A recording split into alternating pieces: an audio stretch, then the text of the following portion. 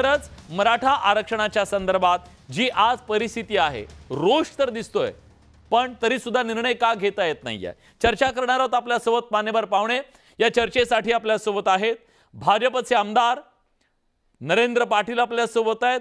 पाटील साहेब, स्वागत आहे तुमचं. आपल्यासोबत राष्ट्रवादी शरदचंद्र पवार पक्षाचे प्रवक्ते विकास लवांडे आहेत. विकासजी, तुमचंही स्वागत. त्यानंतर अभ्यासक राजेंद्र कोंडरे आपल्यासोबत जोडले गेलेले आहेत. गेली 2 दशकं मराठा समाजाच्या ओबीसीकरणाच्यासाठी किंवा कुणबी दाखल्यांच्यासाठी सातत्याने त्यांनी कायदेशीर लढाई या महाराष्ट्रात लढलेली आहे. अनेकांना तो हक्क मिळवून दिलेला आहे. आणि माझ्यासोबत आज स्टुडिओमध्ये आहेत गंगाधर काळकोटे, मनोज जरांगे पाटलांचे ते समर्थक आहेत, आंदोलक आहेत. गेली वर्षभर ते या सगळ्या चळवळीमध्ये हिरिरीनं सहभागी आहेत. मी या चर्चेची सुरुवात करणार आहे नरेंद्र पाटील यांच्याकडून. कारण नरेंद्र पाटील जी आज तुम्ही पत्रकार परिषद जर बघितलं असेल जरांगे पाटलांची, तर त्यांनी थेट इशारा देवेंद्र फडणवीस यांना दिलाय. ते असं म्हणाले की आचारसंहितेच्या पूर्वी तुम्ही निर्णय घ्या. आशाही व्यक्त केली आहे की आमच्यासोबत दगाफटका होणार नाहीये, पण जर निर्णय झाला नाही तर मात्र त्याची राजकीय किंमत तुम्हाला मोजावी लागेल असं ते म्हणतायत.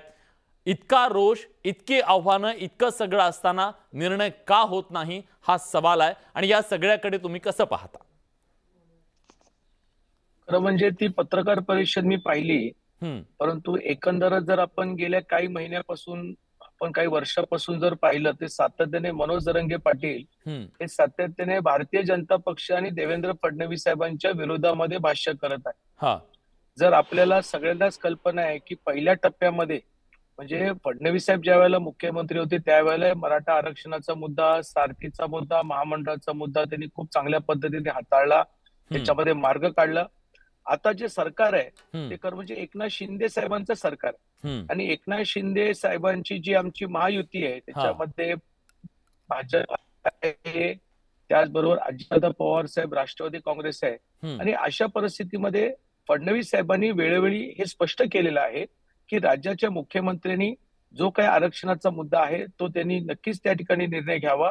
कारण सातत्याने मनोज जरांगे पाटील हे फडणवीस साहेबांची वक्तव्य करून हे कुणाला मदत करतात हा एक फार मोठा प्रश्न आहे. पण आजही राज्याच्या मुख्यमंत्र्यांनी जरी उद्या सकाळी जरी आरक्षण जे मनोज जरांगे पाटील म्हणतात ते जरी आरक्षण त्यांनी जाहीर केलं तरी त्यांचं नक्की स्वागतच आहे.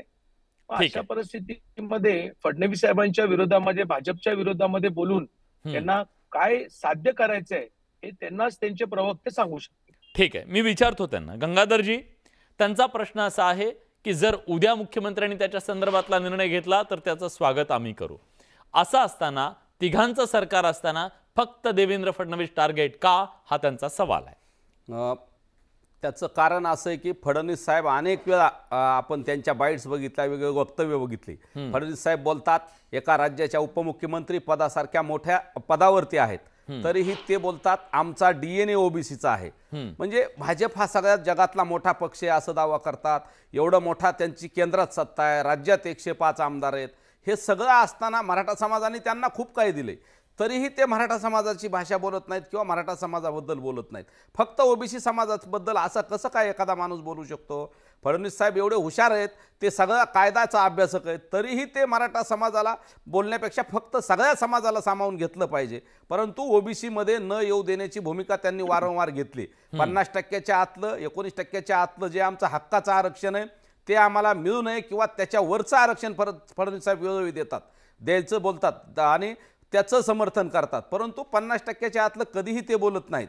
आणि राहिला प्रश्न, ते मुख्यमंत्री नसले तरी सरकारमध्ये ते केंद्रात त्यांचा शब्द चालतो. माननीय पंतप्रधान त्यांचे आहेत, केंद्रात गृहमंत्री साहेब त्यांचे.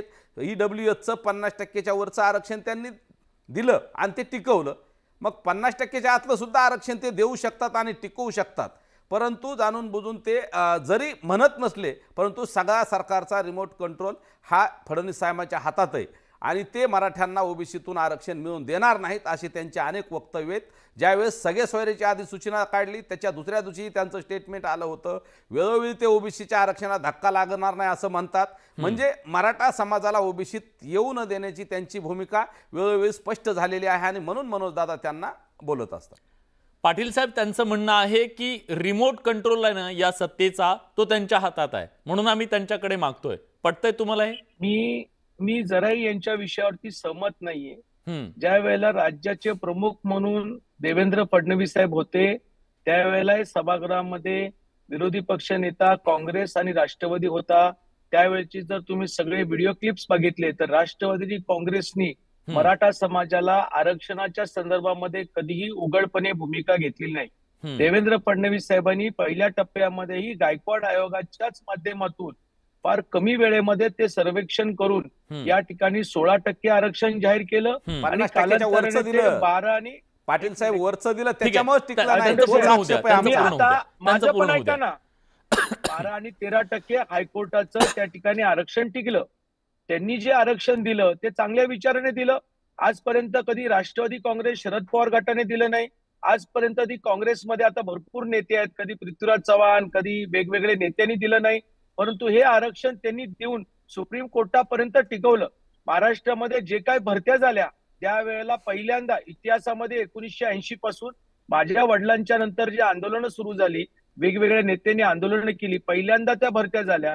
किंबहुना त्यांनी त्यांच्याच राज्यखंडामध्ये सारखी मराठा समाज आणि कुणबी समाजासाठी संस्था तयार केली, महामंडळाच्या माध्यमातून पुनर्घटना केली.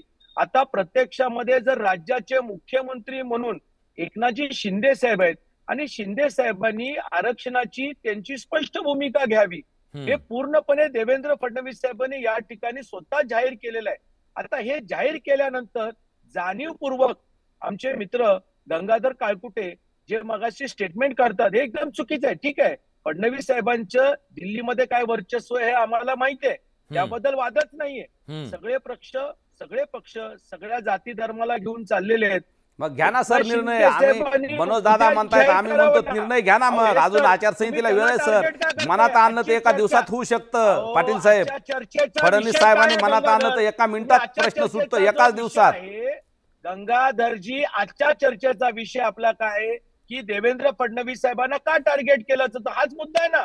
त्यांना टार्गेट करत नाहीत, त्यांच्याकडून अपेक्षा व्यक्त केली दादांनी. जे टार्गेट करताय ना हे जाणीवपूर्वक तुम्ही किती द्वेषी आहात हे क्लिअर कट त्या ठिकाणी दिसतंय. अजिबात नाही. तुम्हाला पाटील साहेब बोलावं लागतंय त्यांच्याबद्दल. ठीक आहे, तुम्ही हातावर त्यांचं नाव बोलण्यापासून तुमच्याबद्दलची समाजातली थोडीशी सहानुभूती कमी झाली. तुमचा आम्हाला आदर आहे, तुमच्या वडिलांबद्दल तर प्रचंड आदर आहे. पण तुम्ही ह्या टॅटू गोंदवल्यापासून तुम्ही भाजपची भाषा बोलता असा तुमच्यावर आरोप होतो आणि त्याच्यामुळे तुम्ही फडणवीस साहेबांचं समर्थन करताय. परंतु समाजाला 50%च्या आतलं आरक्षण दिलं पाहिजे. 50%च्या आरक्षणासाठीच तुम्ही बोललं पाहिजे. तुम्ही आमचे प्रतिनिधी म्हणून तिथं आहात असं आम्हाला वाटतं. समाजाचे तुमच्या वडिलांकडे बघून आम्ही मोठे झालो तर तुमचं कर्तव्य या मराठा समाजाला. ठीक आहे, त्यांचं ऐका आता, त्यांचं ऐका आता, त्यांचं म्हणणं आहे. आणि दुसरं नरेंद्रजी, हा तो एक गोष्ट फक्त, काल देवेंद्र फडणवीस आले होते अजेंडा महाराष्ट्रमध्ये न्यूज 18 लोकमतच्या, आणि त्यावेळी त्यांनी तुमच्याबद्दल एक गौरवोद्गार काढले. ते असं म्हणाले की नरेंद्र पाटील यांनी अण्णासाहेब महामंडळाच्या माध्यमातून 1 लाख मराठा बांधवांना उद्योजक बनवण्याच्यासाठी काम केलेलं आहे आणि त्या माध्यमातून झालेलं आहे. पण तरी सुद्धा मुद्दा हा आहे की हा इतक्या मोठ्या प्रमाणात जो रोष आहे, तुम्ही सारथीच्या माध्यमातून काम केलं म्हणता, हे सगळं जरी असलं रोष का कमी होत नाहीये? पहिला मुद्दा, टॅटू हा माझा व्यक्तीचा विचार आहे, माझा व्यक्तीचा विचार आहे, बाकी काही नाही. याच्या अगोदर महाराष्ट्रामध्ये मराठा मुख्यमंत्र्यांनी करा मराठा समाजाला न्याय दिलाच नाही. माझ्या वडिलांच्या पासून ते कालपर्यंत 2014 पर्यंत, बरोबर आहे. त्याच्यानंतर धाडस करून देवेंद्र फडणवीस साहेबांनी त्या ठिकाणी आरक्षण दिलं. ज्या महामंडळाचं बोलतात ना, आता हे आपले सदग्रस्त बोलले माझ्या टॅटू बद्दल, मी ज्या वेळेला काम करतो त्यावेळेला मी हा विचारत नाही तो मराठा कुठल्या पक्षाचा आहे. मी म्हणतो त्या मराठ्याला न्याय मिळाला पाहिजे. त्याची जी काही बँकेची अडचण असेल, महामंडळाची अडचण असेल, ती मार्गीच लावण्याचं मी काम केलं. मनोज जरांगेच्या अभिनंदन आहे. सरकारने आणि फडणवीस साहेबांनी जे केलं त्याच्याबद्दलही अभिनंदन आहे. पण 50%च्या आरक्षणाचं बोला तुम्ही, आचारसंहितेच्या अगोदर करण्याबद्दलचं सांगा. ठीक आहे, त्यांचं म्हणणं चर्चा करा. आता विषय काय चाललाय, माझ्या जबाबदारी म्हणून मी एक अण्णासाहेबांचा मुलगा आणि एक मराठा म्हणून महाराष्ट्रामध्ये दौरे करून त्या ठिकाणी मराठा उद्योजक झाला पाहिजे, त्याला वेळेवर पैसे मिळाले पाहिजेत, त्याला बँकेतून कर्ज मिळाले की ही माझी तळमळ आहे. आता याच्यामध्ये माझा टॅटूचा आणि माझ्या देवेंद्र फडणवीस साहेबांचा वैयक्तिक संबंधाचा काय? त्या व्यक्तीने मला संधी दिली, उद्धव ठाकरेंनी दिली का? नाही दिली. त्यांनी महामंडळ बरखास्त केलं, अडचणी निर्माण केल्या, त्यांनी पैसे दिले नाही. देवेंद्र एवढं प्रेम फडणवीस साहेब साहेबांवर एकनाथ करताय तर ताकद दिली. त्यांच्याकडून हक्काने घ्या, आम्ही तुमच्या आणि झालाय. त्यांच्या पाठीमागे राहू. मनोज दादांनी सांगितलंय काय? साहेब तुम्ही एवढं काय त्यांच्यावर सांगितलं? प्रेम करताना तर हे प्रेम एकतर्फी नसावं. तुम्हाला दिलंय, स्वागत आहे. तुम्हाला मंत्री हो. मताचा दर्जा दिला, अहो, तुम्ही 1 लाख माझ्या उद्योजक मंत्रिपदाचं घडवले, काय अभिनंदन होतं तुमचं. तुम्हाला माहितीये का? पण 50% अहो, आत्म गंगाधरजी, आरक्षणाचं घ्या करून. मला आम्ही सदैव मंत्रिपदाचं- फडणवीस साहेबांच्या आणि तुमच्या पाठीमागे मंत्रिपदाचं राहू. महत्त्व माहितीये का? समाज सगळा तुमच्या एक मिनिट, एक पाठीमागे मिनिट. राहील. त्यांचं म्हणणं आहे. मंत्रिपदाचं हां. महत्त्व समजून घ्या. हम्म. मी काय राज्यपालांनी शपथविधी घेतलेला मंत्रीपद नाहीये. महामंत्री पदाचा दर्जा, एक इनोव्हा गाडी. अहो, माझी माथाडी कामगार संघटनेने मला फॉर्ड गाडी दिलेली, त्याचं डिझेल प्रवासाचं, हे फक्त मला मिळतं. मला काय बंगला नाही मिळाला, घोडा नाही मिळाला. मी मिळाला तरी काय हरकत नाही, ठीक आहे, ठीक आहे. वैयक्तिक नको, वैयक्तिक नको. मला काही मिळालं तर आमची हरकत नाही, पण 50%च्या आतलं हे हां. आरक्षण बघा, विधानसभेच्या ठीक आहे, अगोदर ठीक आहे, बघा, ठीक एवढी आहे. विनंती आहे. मी हा हे त्यांचं पूर्ण. आरक्षण राज्याचे मुख्यमंत्री आदरणीय एकनाथ शिंदेनी कधीही त्या ठिकाणी विशेष बैठक लावावी आणि त्यांनी तिघांच्या समोर ते जाहीर करावं. त्याच्याबद्दल प्रतिनिधी कुठेही म्हणून कुणाचंही तुम्ही ठीक आहे, नाही ठीक आहे. यायला. मला या पाटील चर्चेमध्ये साहेब. आणायचंय, मला या चर्चेमध्ये राष्ट्रवादी काँग्रेस शरदचंद्र पवार पक्षाचे विकास लवांडे यांना आणायचंय. विकासजी, आता सरकार कात्रीत सापडलंय. सरकारला इकडे ओबीसी, इकडे मराठा, ह्या दोन्हीमध्ये कुणाच्या बाजून निर्णय घ्यावा कदाचित लक्षात येत नसेल. पण या सगळ्यामध्ये विरोधक असं का करतायत की विरोधक सुद्धा स्पष्टपणे मराठा समाजाला का सांगत नाहीयेत? ठीक आहे, हे सरकार आचारसंहितेच्या आधी नाही, निवडणुकीच्या आधीपर्यंत नाही तुम्हाला देऊ शकत, आम्ही देतो. छाती ठोकपणे सांगतो, आम्ही देतो तुम्हाला आरक्षण. हे तुम्ही का सांगत नाहीयेत? बरेच मुद्दे आपल्या चर्चेत आले. खरं तर मला थोडासा वेळ द्या विलासजी, प्लीज प्लीज सर.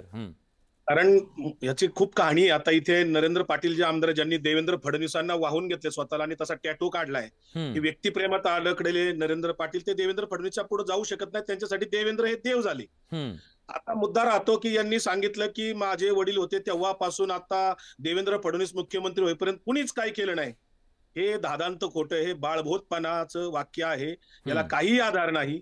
खरं तर त्यांचे वडील असताना त्यांच्या वडिलांनी जी मागणी केली होती ती आर्थिक निकषावर आधारित मागणी केली होती आरक्षणाची, जातीवर आधारित नव्हती. आणि ते आरक्षण दिलं गेलं होतं. त्यावेळेस पवार साहेब मुख्यमंत्री होते, नंतर वसंतदादा पाटील मुख्यमंत्री असताना ते आरक्षण कोर्टात टिकलं नाही आर्थिक निकषावर, कारण संविधानात तशी तरतूद नाही आर्थिक निकषावर आरक्षण देण्याची. नंतर पुढे मंडल आयोगाची अंमलबजावणी या देशामध्ये आदरणीय पवार साहेबांनी ज्यावेळेस 94 साली मंडल आयोगाचं सगळं, आता ते सगळं सांगत नाही मी, इंदिरा साहनी खटला वगैरे सुप्रीम कोर्टाने त्याच्यासाठी केंद्रीय मागासवर्ग आयोग नेमायला सांगितला, राज्य मागासवर्ग आयोग नेमायला सांगितला. आणि मंडल आयोगाच्या संदर्भामध्ये 272 मूळच्या जाती, त्याच्यामध्ये कुणबीचा समावेश आहे, आणि मागासवर्ग आयोगाने शिफारस केलेल्या अशा मिळून 346 जातींना त्यावेळेस मराठा समाज का घातला नाही म्हणतायत ते. जेव्हा काम होतं त्यावेळेस काँग्रेसच्या सरकारचं, तत्कालीन पुढाऱ्यांचं सुद्धा काम होतं. आम्हाला या सगळ्यांनी सुद्धा यांनी सुद्धा अन्याय केलाय. 94ला आमचं आरक्षण आपण घेऊ. मी पॉइंटेड प्रश्न विचारला. ठीक आहे, बोला बोला बोला बोला बोला बोला. माझं सगळं ऐका. 94चा GR म्हणजे आता जे आपण सरसकट सगळ्या मराठ्यांना कुणबीचं आरक्षण मागतोय, हे 94 सालापासून मिळायला सुरुवात झाली. मंडल आयोगाची अंमलबजावणी केली म्हणून 346 जातींना मिळालं, त्याच्यात कुणबी आरक्षण मिळालं. परंतु सुप्रीम कोर्टाचे 4-5 निकाल आहेत.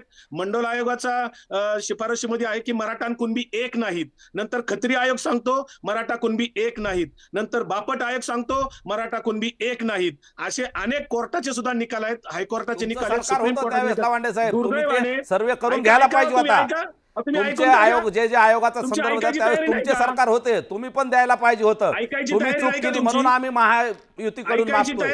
तुम्ही दिलं नाही, तुम्ही आम्हाला समजून घेतलं नाही. मराठा समाजाला तुम्ही काहीच दिलं नाही, म्हणून आम्हाला वेळ आली आज यांना भांडायची. ठीक आहे, महायुतीला भांडायची वेळच तुमच्यामुळे आली. बोलू देणार का नाही? ही चर्चेची पद्धत नाही. ठीक आहे, बोला बोला. त्यांचं म्हणणं आहे तुम्ही जरा चर्चा खरंच प्रामाणिकपणे गांभीर्याने चर्चा करावी. गांभीर्याने चर्चा करायची, चर्चा गांभीर्याने होणार. पण जो मुद्दा उपस्थित केलेला आहे पारावर चौकात अगदी बरोबर आहे, चर्चा करायला बसलेलं नाहीत.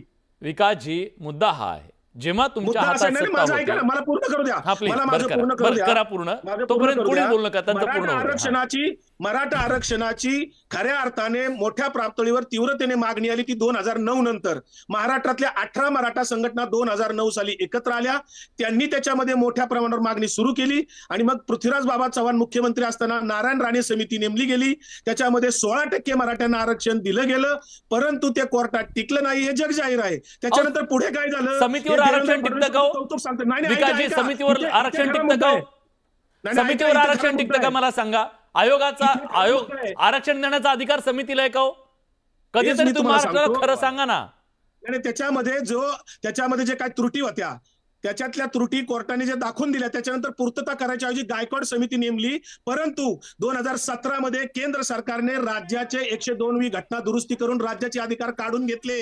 अधिकार काढून घेतल्यावर देवेंद्र फडणवीसांनी मी आरक्षण निवडणुकीच्या तोंडावर देतो असं सांगितलं. राज्याचे अधिकार केंद्र सरकारने घटना दुरुस्ती केली. 102वी घटना दुरुस्ती का? ठीक आहे विकासजी तुम्ही मुद्दा मांडताय. तुम्ही मांडलेला मुद्दा नरेंद्रजींना मान्य नाहीये. तुमचा मुद्दा त्यांना मान्य नाहीये. हा प्लीज बोला. प्लीज नरेंद्रजी तुम्ही बोला. विकासजी तुमचा मुद्दा ते खोडतायत. 105 आमदारांचे प्रतिनिधित्व ते सरकारमध्ये करतायत. 105 आमदारांचा नेता विकासजी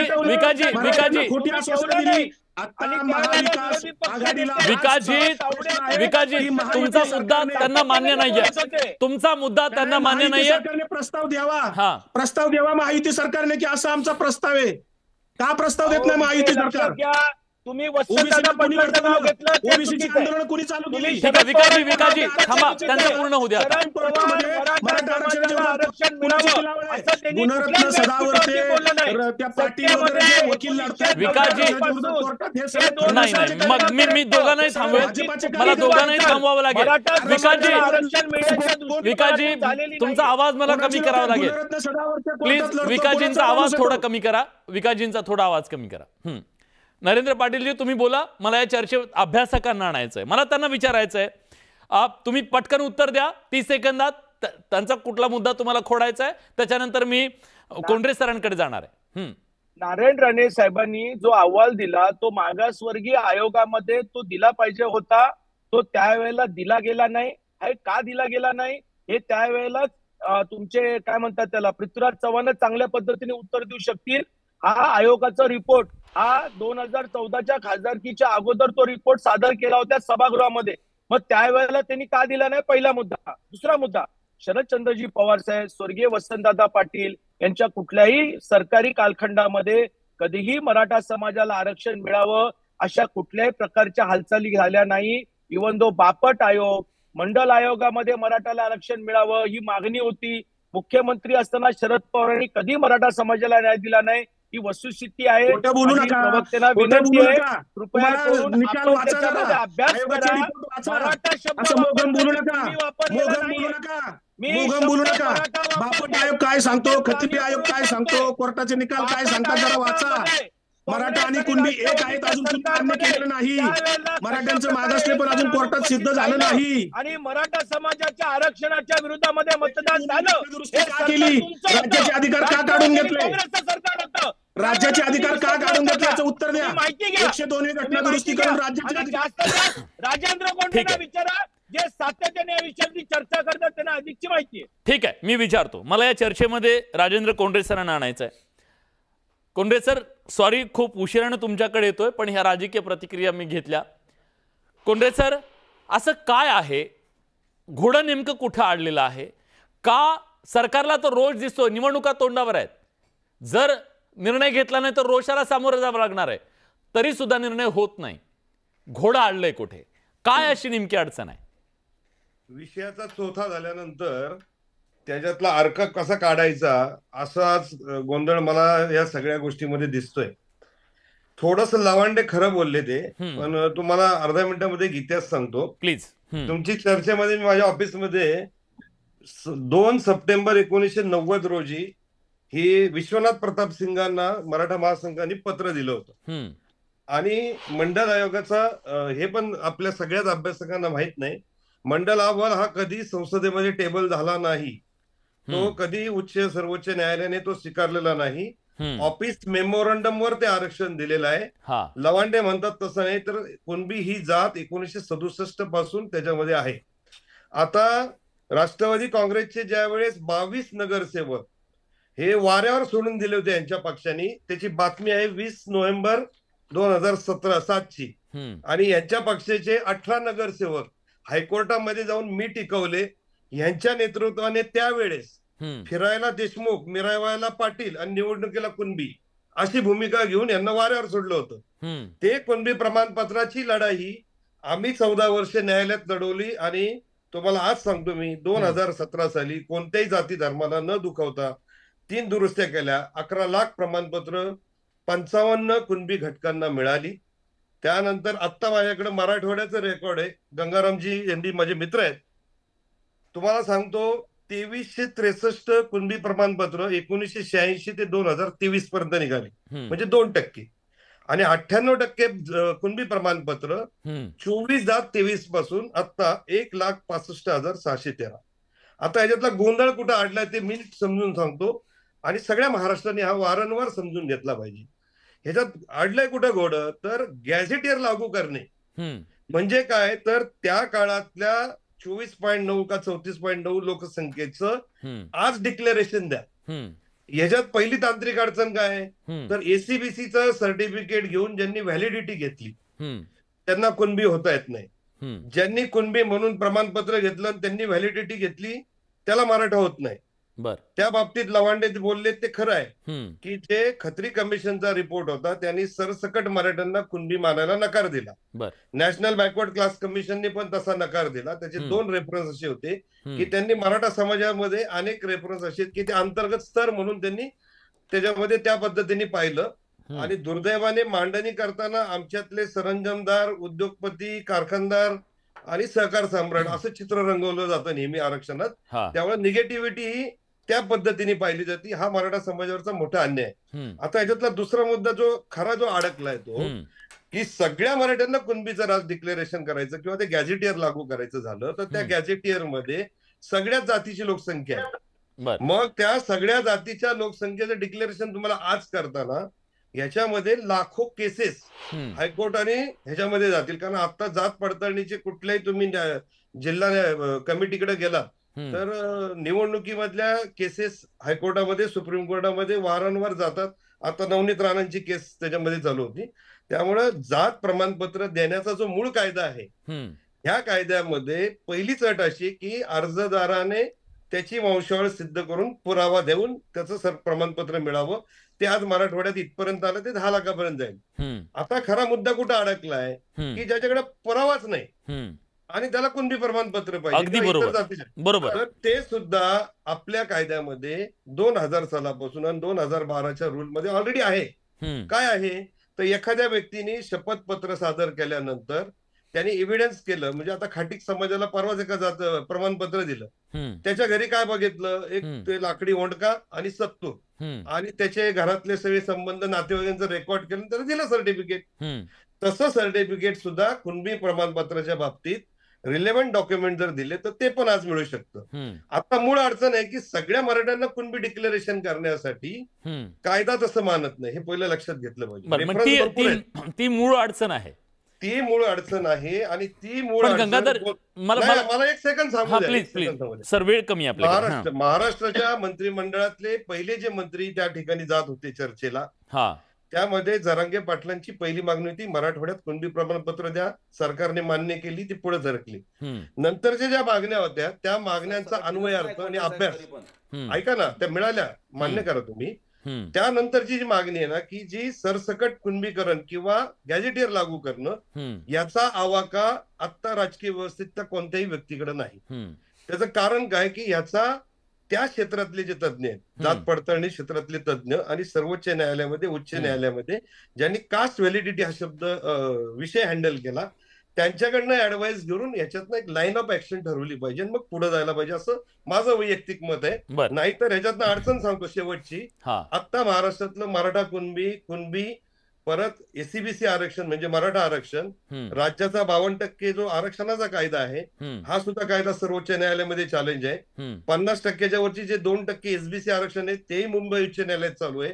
SC STचं प्रमोशन व्हॅलिडिटीचं पण आरक्षण सुप्रीम कोर्टामध्ये चालू आहे, आदिवासीचं पण आरक्षण त्याच्यामध्ये चॅलेंज आहे. या सगळ्या गोष्टी ठीक आहे. आपण महाराष्ट्राच्या निदर्शनास आणल्या पाहिजे, कारण याचे जे परिणाम न्यायालयीन होणार आहेत ते न्यायालयीन परिणाम ह्या विषयावर इम्पॅक्ट करतील. मला हाच मुद्दा विचारायचा आहे विकासजी. जर न्यायालयीन लढाई इतकी जटिल आहे, हा मुद्दा तुम्ही विरोधक समजताय तितके किंवा सत्ताधारी समजताय तितका सोपा नाहीये, अभ्यासक असं सांगतायत. मग अशा परिस्थितीमध्ये तुम्ही क्लिअरिटी आहे का तुमच्याकडे? तुम्ही फॉर्म्युला देताय का? हो, आम्ही कुठलंही अडचण येऊ देणार नाही, आम्ही कुठलीही न्यायालयीन अडचण येऊ देणार नाही, आम्ही 100% ओबीसीतून आरक्षण देत आहे. आता ह्या व्यासपीठावर तरी तुम्ही सांगा ना मराठा समाजाला, सोडून द्या सरकार असं समजू की ते नाही देणार. तुम्ही तरी सांगा ना कसं देणार आहेत तुम्ही आरक्षण, आणि ओबीसीचं आरक्षण तुम्ही देणार आहेत का? विलासजी, मुळामध्ये मी राजकीय चर्चेसाठी इथं आलेलो नाही. जरी मी राष्ट्रवादी काँग्रेसचा प्रदेश प्रवक्ता म्हणून इथं आलेलो असलो तरी मी राजकीय बोलत नाहीये. मीही आरक्षणाचा अभ्यासक आहे. मुद्दा राजकीय झाला सर आता. ऐका ना, नाही हे राजकीयकरण करतंय कोणीतरी जाणीवपूर्वक. मुळामध्ये हे राजकीयकरण केल्यामुळेच फडणवीस अडचणीत आलेले आहेत, आणि म्हणूनच ते म्हणले मी चक्रव्यूहात अडकलोय. यांनी धनगरांना सुद्धा सांगितलं होतं 2014 मध्ये की मी पहिल्या कॅबिनेटमध्ये एसटीचं आरक्षण देईल. का खोटं सांगितलं होतं धनगरांना? तेच मराठ्यांना का खोटं सांगितलं एकनाथ शिंदेनी शपथ घेऊन शिवाजी महाराजांची की मी तुम्हाला आरक्षण देणार, अधिसूचना काढणार? आमचा मुद्दा असा आहे, आमच्या पवार साहेबांनी सुद्धा सांगितलेलं आहे की हे केंद्रात जावं लागेल, संसदेमध्ये हा विषय न्यावा लागेल. ऐका ना, संसदेत जावं लागेल. संसदेत गेल्याशिवाय हा प्रश्न मिटणार नाही. 50% मर्यादा संसदेत आपल्याला घटना दुरुस्ती करून त्याच्यामध्ये ही मर्यादा वाढवावी लागेल, तर आणि तरच हे आरक्षण टिकणार आहे. 50%च्या आतलं बोला लावांडे साहेब. 50% महायुती सरकारने त्यांच्याकडचा प्रस्ताव आम्ही वारंवार प्रस्ताव मागतोय. आम्हाला राज्य सरकारने प्रस्ताव द्यावा. आम्हाला केंद्राकडे सरकारने काय प्रस्ताव दिलाय? विकासजी, टू द पॉइंट प्रस्ताव दिला आम्हाला सांगा. आम्हाला प्रस्ताव सांगत नाही. विकासजी, तुम्हाला सरकारचं मत पाहिजे का मराठा समाजाचं मत पाहिजे? मला सांगा. सरकारने याच्यावर मराठा समाजाला काय सरकार जायची वेळ आली आता. आचारसंहिता लागेल 4 दिवसात. सरकारने काय आश्वासन दिले ते आम्हाला कळलं पाहिजे. सरकारचं सोडून द्या, सरकार मराठा समाज बघून घे. विरोधक म्हणून भूमिका बजावणार आहे. सरकार जायची वेळ आली ना आता, आचारसंहिता लागते. आम्ही विधिमंडळामध्ये एकमुखी ठराव करून सरकारला पाठिंबा दिलेला आहे. आमचा कुठेही विरोध नाही. मराठ्यांना वरचं दिलं तुम्ही आणि सरकारने फसवलंय मराठ्यांना. जे मागितलं नाही ते दिलं लावांडे साहेब तुम्ही आणि सरकारने. ठीक आहे, 50%च्या वरचं दिलं आम्हाला अपेक्षा नसताना. जनतेला कळतं सगळं, जनतेला सगळं सुद्धा सोयीस्कर भूमिका घेताय लावांडे साहेब. ठीक आहे, मी जनतेला हा प्रश्न विचारला. मी